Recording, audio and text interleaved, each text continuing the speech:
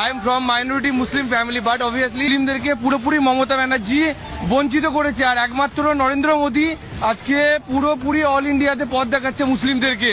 আজকে তৃণমূল তো দাঙ্গা করেছে পশ্চিমবাংলাতে, মমতা বন্দ্যোপাধ্যায়কে মুসলিম সমাজ ছুড়ে ফেলে দেবে একদম। কি দিদি, যাদের দুধেল গাই করে রাখতে চাইলেন তারাই তো আপনার থাকলো না। আর আপনার প্ল্যানের অংশ যে হুমায়ুন কবিরকে নতুন দল করে মুসলিমদের ভোটটা এক জায়গায় নেবেন, সেই প্ল্যানটাও তো চৌপাট হয়ে গেল।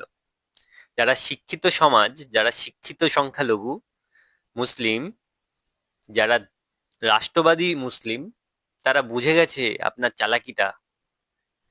আপনি রোহিঙ্গাদের নিয়ে থাকতেই পারেন, বাংলাদেশি মুসলিমদের নিয়ে বুকে বল বাঁধতেই পারেন, কিন্তু তাদেরকেও খেদানোর ব্যবস্থা করা হয়েছে।